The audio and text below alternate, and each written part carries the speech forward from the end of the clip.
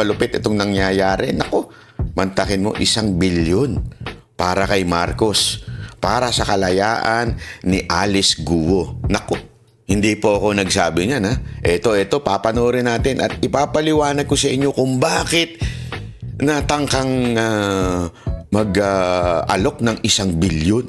1 bilyon, ha, sa kalayaan ni Mayor Guo. Eto, panoorin natin, ha. Nasa news po yan. Hindi po tayo nag-iimbento. Nasa news po yan. No? O, panoorin natin. O, ito. O, pasok.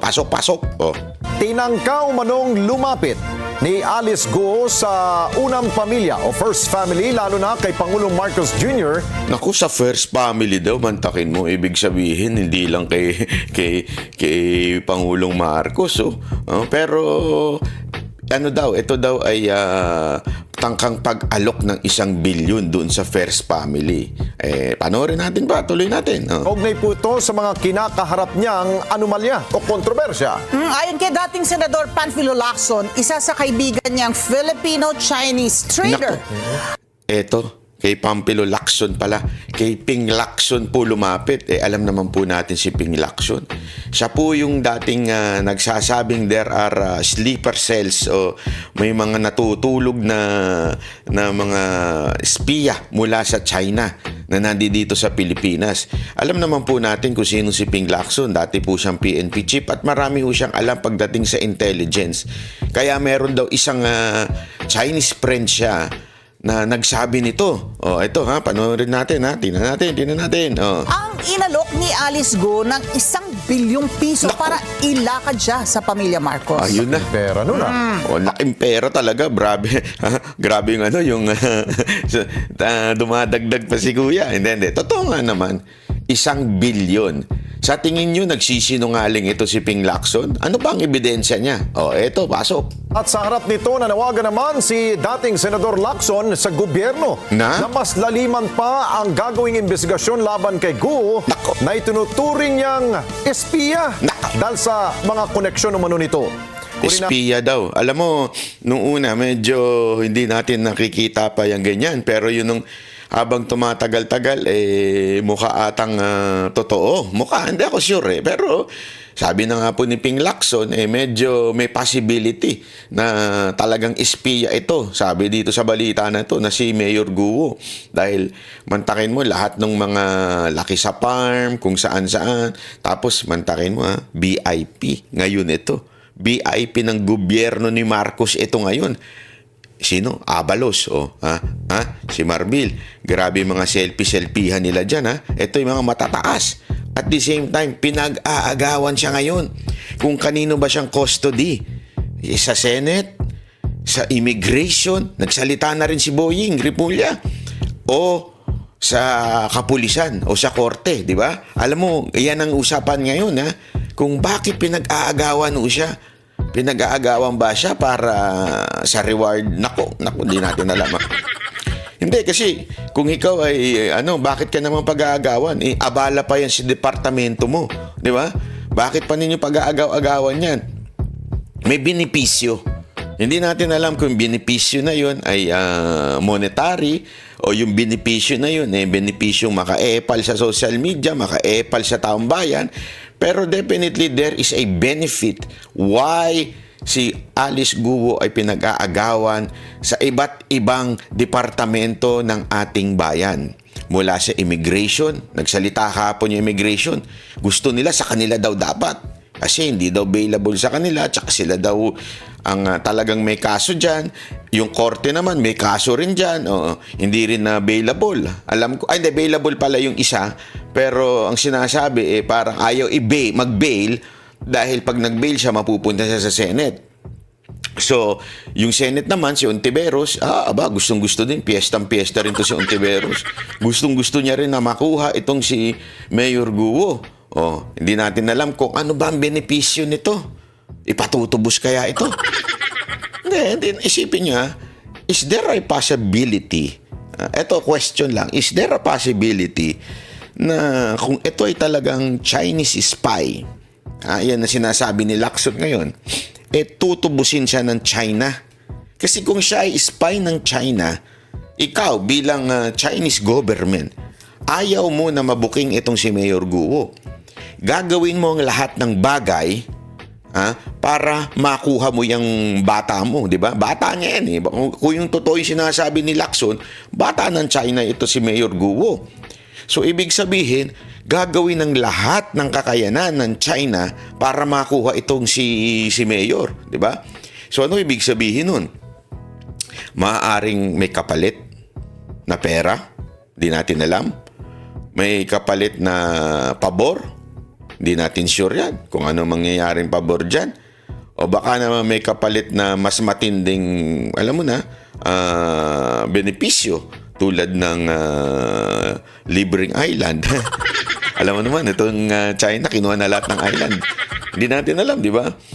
O baka naman talagang may matinding benepisyo lang pag public opinion. Kasi alam naman natin, ang tindi ng batikos ngayon dito kay Mayor Guo. So, nag-aagawan sila ng publicity, di ba? Nag-aagawan sila ng kung sino ba ang matikas. Kaya nga mantakin mo, ha? Yung ito lang naramdaman ko kasi kahapon, nagsalita si Boying. Na sinasabi niya dapat sa custody nila. Feeling ko lang naman ito, na-bypass siya doon sa hinuli si Mayor Guo sa ibang bansa. Bakit kanyo? Operation yun ng NBI. NBI under DOJ. Operation yun ng immigration under DOJ also. Tapos ang pumapel doon si Abalos at si Marbil. Na wala naman silang papel. Di ba? Kasi bakit? May tao naman ang immigration. May authority ng immigration eh. Pwede silang di ba? Sila nga dapat eh. Bakit si Abalos at saka si pumapel? Kita nyo ngayon. Tapos grabe yung Ito huwag tayong lokohin ni Abalos. Napakarami naman yung kaibigang mayaman. Mantakin mo.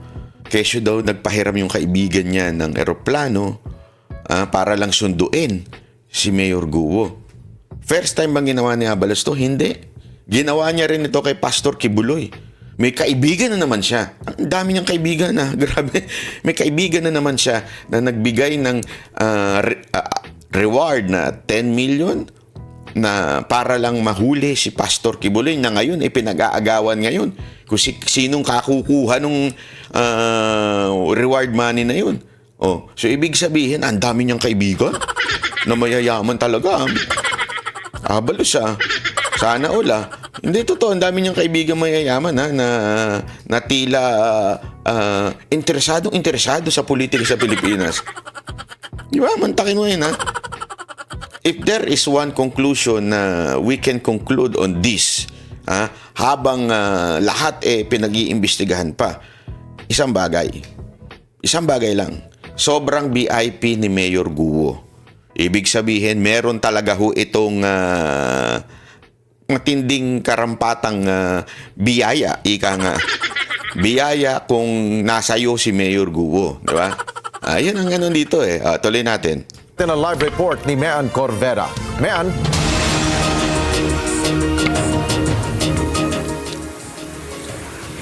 Alex, nung panahong nagigipit na daw si Alice Go ay tinangka nitong humingi ng tulong sa pamamagitan ng kanyang kaibigan para mailapit siya sa Malacanang. Yan ay para hindi siya madiin sa mga kasong kinakaharap kaugnayan ng operasyon o iligal na operasyon ng mga pogo sa Banban sa Tarlac at sa Porac, Pampanga.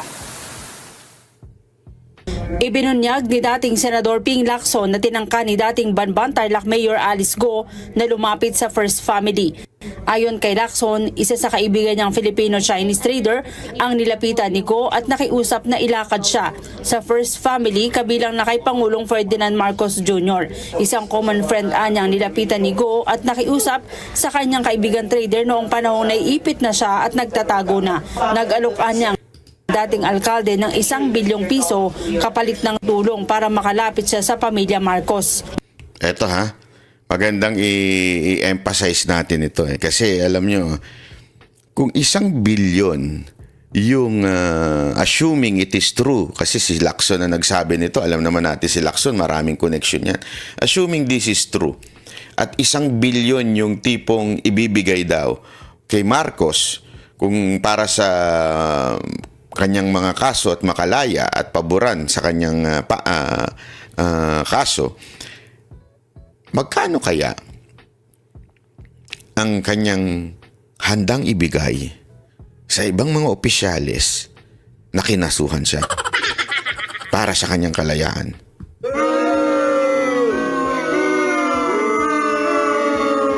Hindi, sabihin na natin, baka sabihin nyo naman, siguro naman mas mababa sa presidente, 1 bilyon.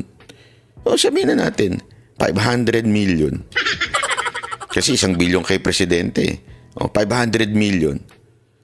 Alam mo, kaya ka nang ipanalo niyan bilang senador. Gago! Sa isang 500 million. Yeah? Ibig sabihin, bawat kaso kaya. Sa Senado kaya, tanongin natin, magkano kaya ang alok para siya ay... Kasi alam mo, ganito yan eh. Style yan eh. Style yan ng mga politiko. Tulad ng isa sa mga nangyari sa akin, di ba? Gigipitin ka ng todo-todo. Kasi gigipitin ka. Palalabasing masama kang tao, gigipitin ka.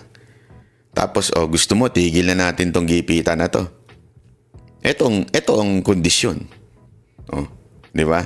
Ang tawag dyan, ginagawa yan sa ng mga vlogger na tanso. Yung attack, collect, di ba? Defend and collect. Yung ACDC na tinatawag. So, una muna, dudumihan ka muna ng todo. Pag dumi sa'yo ng todo, tsaka sa'yo sasabi, lalapit sa'yo, gusto mo itigil na namin to.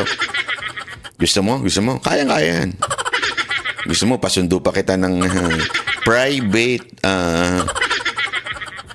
na plane, ha? Hindi, gusto mo, madali lang. Kayang-kaya ito. Amin ng gobyerno ngayon, eh. Ito lang amount. Hindi ko sinasabing ginawa yun, eh. Pero, posible ba? Kasi kung dito, sinasabi ni Lacson, 1 bilyon. 1 billion. Matik yun. 1 billion. Utusan mo lang yung mga tauhan mo. Ito, dito, tigil ka. Dito, tigil ka. Tigil ka. May kasunduan na kami. May kasunduan na.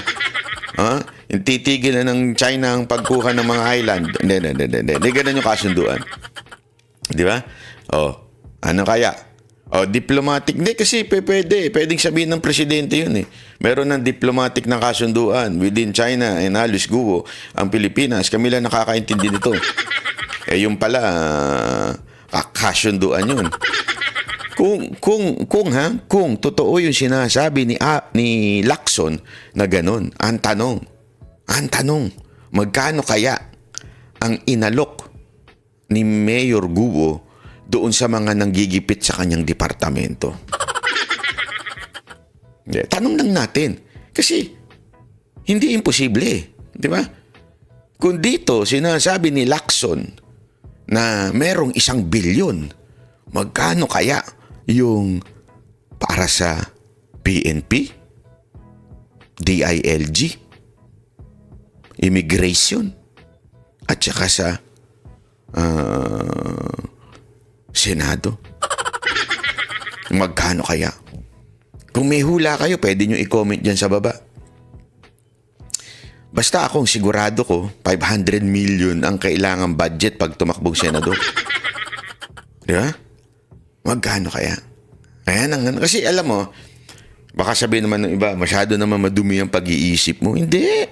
Ginagawa talaga yan. Ito, hindi naman sinasabing idadrop yung case agad-agad eh. Una-una, tatanggalin mo na yan sa public eye. Diba? Kasi ngayon, mainit yung mga media dyan eh. Hindi natin alam, baka yung media umi-ACDC din. Gusto mo itigil? Madali lang yan. Pwede, possible din yun. Alam naman natin na mga media ngayon, bayaran eh. So yan ang unang gagawin, patatahimikin yung media. Pagkatapos patahimikin yung media, i-railroad na yung kaso, pahihinain. Tapos tuloy pa rin yung kaso, pahihinain lang para yung court i-dismiss yung case. Ang dami ng ganyan, na-dismiss yung case. Una, pinatahimik lang, tapos eventually na-dismiss yung case.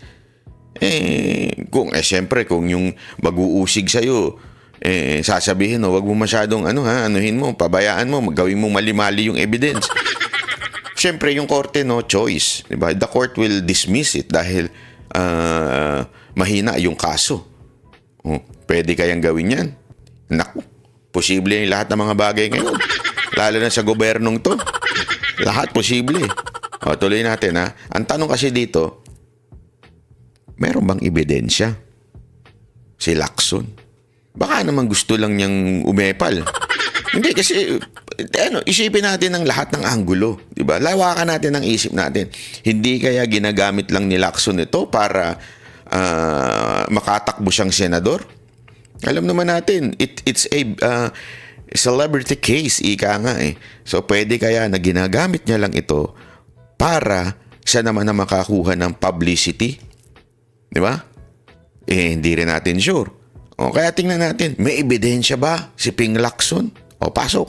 Nung una, hindi anya siya naniniwala pero naglabas ito ng ebidensya. Sabi ng senador, hindi daw naniniwala si Lacson noong una pero naglabas daw ng ebidensya yung kaibigan niya.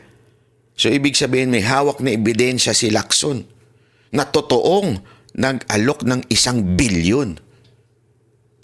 Walang sinabi dyan si Lacson na tinanggihan ba? Ano ba? Tingnan natin. Baka mamaya bandang dulo sabihin Tingnan natin, ha? ito rin ang pinagbatayan niya sa panawagan sa gobyerno na liliman pa ang investigasyon laban kay Guo na tinuturing niyang sinanay na foreign spy dahil sa mga koneksyon nito. Talaga palang totoo yung mga nasa Netflix, yung mga spy magaganda, no? Di ba? Kasi para makadeceive. Hindi natin alam, ha? Hindi ako mahilig sa ganyang klaseng beauty. Pero, kita mo naman. Hindi kasi, alam mo, meron talaga minsan, sa video, sa picture, sa TV, hindi ganun kagandahan. Pero pag sa personal, sobrang ganda. May mga ganun O meron naman minsan, sa photo, sa video, maganda. Pagdating sa reality, yari na, nasablay na. May mga ganun, di ba? Merong pambihirang buhay, pambihirang itsura yan, puro filter, di ba? Pero dito, definitely, walang filter. So, may itsura na sa TV pa lang, kita mo naman mukha niya, no? Diba? Maamo. Naakit nga yung iba dyan, nagpa-selfie pa di ba? Mga animal, di ba? Talagang, Alice Guo, ikaw pala si Alice. Mga ganyan. Ikaw pala si Alice. Sinundo ka pa namin ng private plane, ha? Ako po si Alice. Ako po ay Galaking Farm. Malay mo, hindi. Iba yung karisma nito ni Alice, Talagang yung official natin. Selfie tayo. Pag ganun, niyayari. Ibig sabihin, mukha lang naman. Mukhang may katotohanan ang binibitawan na ni Lacson na ito spy. Kasi isa sa mga karakter ng spy yan, it should be deceiving. Kaya nga spy, hindi mukhang spy. Kasi alam mo yun, alam naman makukuha sila ng itsurang parang makikipagpatayan. You understand what I mean, di ba?